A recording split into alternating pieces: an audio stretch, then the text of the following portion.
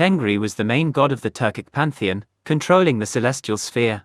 Tengri is the supreme god of the Old Zyamnu, Zyambi, Turkic, Bulgar, Mongolian, Hunnic and Altaic religion named Tengrism. For the ancient Turks and Mongols, the words Tengri and sky were synonymous. The physical appearance of Tengri was unknown, and he was considered to be timeless and infinite like a blue sky. Creator deity, ruler of the celestial world, primal god of the Turkic mythology, center figure in the Tengrist religion shamanic practice. Uylak, or Erlik, is the god of death and underworld in Turkic and Mongolian mythology. Uylak was the first creation of Tengri, the creator god, but Erlik's pride led to friction between the two, and he was banished to the underworld. In Turkic mythology, Erlik was the deity of evil darkness, lord of the low world, and judge of the dead. He is known as the first of mankind, created by Tengri. He wants to be equal to Tengri, but is in a position inferior to him. Ulgen, in Turkic and Mongolian mythology, the birch tree was regarded as a cosmic axis between earth and sky, and was directly regarded and as sacred to him, as was the horse, since horse sacrifice was a part of his worship. Ulgen symbolizes goodness, welfare, abundance, plentiness of food and water. Furthermore, he created earth, heaven and all living beings. In addition, he controls the atmospheric events and movements of stars. He creates land for people to live on, the heads of both humans and animals and the rainbow. He was regarded as the patron god of shamans and the source of their knowledge. Gün Ana is one of the most powerful deities, the goddess of life and fertility, warmth and health. She is patroness of the unfortunate, especially orphans. She lives on the 7th floor of the sky. Gün Ana took part in the creation of earth. Solar rays are also considered to be strings between the sun and the spirits of plants, animals and humans. Turks who worship Gün Ana turn towards the sunrise when praying. She is depicted with glowing yellow skin. Akana, the White Mother, is known as the goddess of the water. She was the consort and daughter of Karahan. In ancient Turkish beliefs, Karakan is a pure, white goose that flies constantly over an endless expanse of water and time. But before Akana appears to urge Karakan to create, he experiences a disturbance of his calm. From the bottom of the water a sacred duck lure lifted the sand, clay and silt, from which the earth was created. Water was the initial state of everything in existence. Water evenly gave rise to both foreign and hostile elements. It was the possessor of spirits and the entrance into the other realm.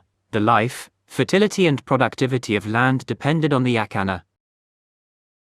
Kyzaghan is a Turkic deity of war. Kyzaghan is often depicted with a sword or bow in one hand and a horn in the other. Other important symbols included the red horse and red color. He is associated with war and depicted as a strong and powerful god. Kyzaghan is the son of Kara and the brother of Ulgen, and lives on the 9th floor of sky. He was portrayed as a young man with a helmet and a spear, riding on a red horse. Mergen, the son of Ulgen, or Kara. Mergen is the god of wisdom, reason and abundance. He is quick-witted and wise, as well as an excellent archer, and he lives on the 7th floor of the heavens. He also wields a bow, and he is known as the god that banished evil from the earth, because he knows everything. He is very similar to the Greek god Hermes, as they are both wise and quick, and both carry the double wings symbol, demonstrating that they are excellent archers. In some tribes, Mergen was associated with the planet Mercury, and people would look to the skies to request wishes from Mergen. Alaz Khan is depicted as an old man with a torch in his hand. He lives in Uylak, which means great fire. His clothing attire is in flames. Alaz Khan power comes in the form of fire.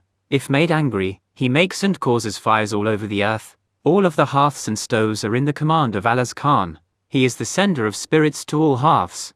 Every fire or hearth has an iodot above Y, which is protect a spirit or deity. The Turkic concept of the god seems to associate him both to the destructive and the purifier powers of fire. Umay is the goddess of fertility and virginity in Turkic mythology and Tengriism. She resembles Earth Mother goddesses found in various other world religions. Umay is a protector of women and children. The oldest evidence is seen in the Rokan monuments. From these it is understood that Umay was accepted as a mother and a guide. In the view of the Kyzaghan people, Umay not only protects children, but also Turkic communities around the world.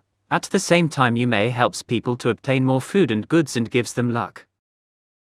Burkut is the eagle god in Turkic mythology. The eagle god Burkut symbolizes the sun and power. The eagle is considered to be the icons of the Kyzaghans and Khans, or the symbols of the guardian spirit and justice. In Saka Yakut culture, the eagle is portrayed on top of the Ülgen tree of earth. It is either as the symbol of Tengri sky god. In the ceremony of sacrifice, a Kam shaman chants verses of prayer and summons all the spirits he knows. The eagle is referred to as the bird with copper talons. Its right wing covers the sun, the left covers the moon and son of Kara. Kormos, or Kormos, are spirits in Turkic mythology and can also refer to ghosts or demons. Kormos in Turkic, it translates to does not see, or blind. Blind is also understood of as mentally ill. Among Siberia Turkic mythology, Kormos is a devilish entity, living in the underworld. Since the souls after death can turn into Kormos, they are often associated with ancestral spirits.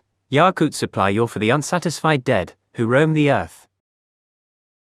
Basty is an evil spirit in Turkish mythology similar to a nightmare. It rides on people's chests in their sleep and holds them down so they can't move or breathe. It also causes bad dreams. In addition, it rides horses at night, leaving them exhausted the next day and unable to work. It is generally regarded as feminine and appears as a beautiful woman dressed in white or yellow, but sometimes it appears as an ugly hag. It can shapeshift as well into any shape it pleases. Regardless of form, it can fly and usually enters a house through the keyhole. Once inside, it sits on the chest of those sleeping and inflicts horrible nightmares. Those it attacks wake up in a panicked fever, unable to move. It can torture men with dreams of desire, and over time, it will drain away their life. In other versions of the legend, it attacks those with a guilty conscience. Protections against a Basty include placing a knife under a pillow.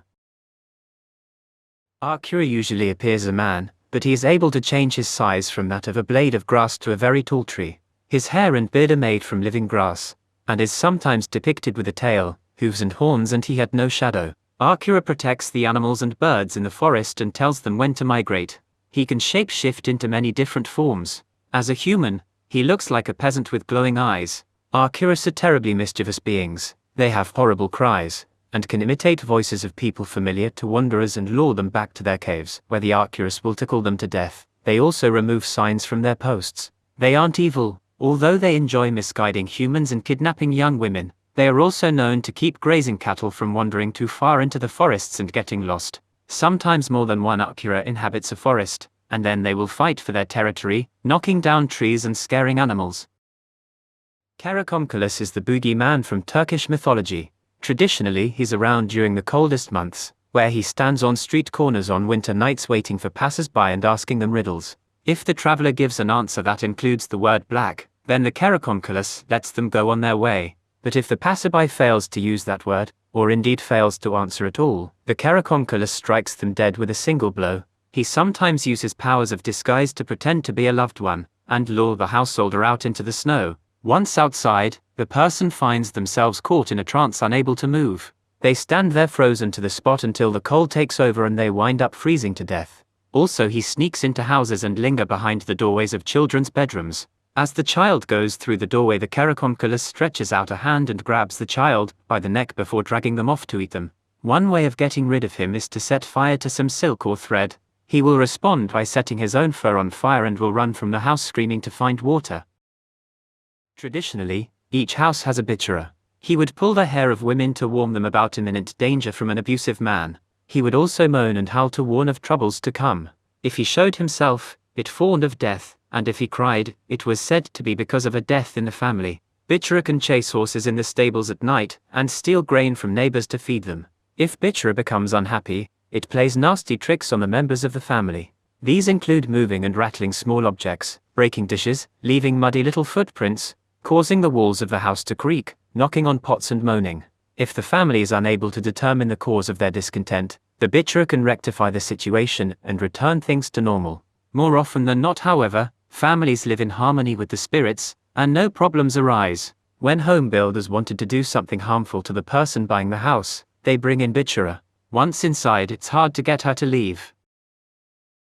Uylak in Turkic mythology is a male or female witch or spirit. They are thought to be people connected to the devil, and are capable of harming other human beings by sending illnesses, killing cattle, or spoiling a harvest. The word Uylak was also used as an insult, and he is also resistant to Archura's enchantments. It stops people on desolate roads and infests them with its evil spirit. Uylak is believed to haunt those who wander or travel at night. It has been said that they appear in the eyes of people in the form of objects, such as coffins, alongside creatures such as dogs, sheep, cats and even humans. They are generally defined as imaginary creatures who speak to a person by name, verbally abuse, stone, mock, taunt, and make frightening words. They were exaggerated so much from time to time that they were associated with the belief of jinn, even though they did not show similar characteristics. Ubir, in Turkish mythology, is a vampire who subsists by feeding on the life essence of living creatures. He is a large-headed, long-tailed being. Usually wizards who have perished turn into Ubir. He can stay still for days or even months. Once he's hungry, he can fly to find nourishment. He does not fear anything or anyone, because he is fear itself. He can spread infectious diseases around it and kill everything in his path. He eats whatever or whoever he finds. He can also take any shape he wants whenever he wants depending on the prey. He's known to be disguised as a wolf or wild dog and feasted on sheep. They also gather at the top of a mountain and eat people they've kidnapped. Anyone with a Ubir infection starts to look like him, and they cannot get enough to eat. Ubir is an insatiable, raging, greedy creature that swallows everything in its path. Ubir also likes to suck women and animals' blood, however. He prefers to eat them whole. Bukrek is the benevolent dragon fighting other malignant, or evil beings in Turkish mythology. He is also called Baka, or Bukra. Bukrek helps all people in the world who are in imminent danger. According to legend, every 1,000 years, Bukrek goes down to the earth and controls any atrocious events happening around the world. Its features are that of a dragon. He has a long neck, strong claws, but does not possess the ability of flight, given that it does not have wings, and a voice that can be heard from anywhere in the world. It is said that he fought with Sangul, the dragon who represented the evil forces of the world, for 9 years, and finally he was able to defeat the evil dragon by beheading him with one final blow of his strong claws. It is believed that since the war was over, Bukrek has lived in the ocean where all seas meet, resting until he has to come back to Earth and obliterate any evil that has returned since his last appearance. Yelbeghen is a multi-headed man-eating monster in the mythology of Turkic peoples of Siberia, as well as Siberian Tatars. In ancient Altai legend, there was a 7-headed ogre, Yelbeghen, that would take revenge on the sun and the moon by eating them. This ogre sometimes chewed the stars in his mouth and broke them into pieces and then spit them out. Therefore, stars used to run away from him into the sky. The god Ulgen shot arrows at Yelbeghen to repel him, and return everything to its natural order. According to the Altai people, a lunar eclipse used to take place because of this ogre. Yelbeghen is generally considered to be a creature separate from dragons and a polar opposite to them in its nature. It is a being of pure evil, a dragon-like beast and dreadful monster with no reason, that usually lives in dark and hostile places, or guards unreachable locations. It is often depicted with 3, 7 or 9 heads and breathes fire.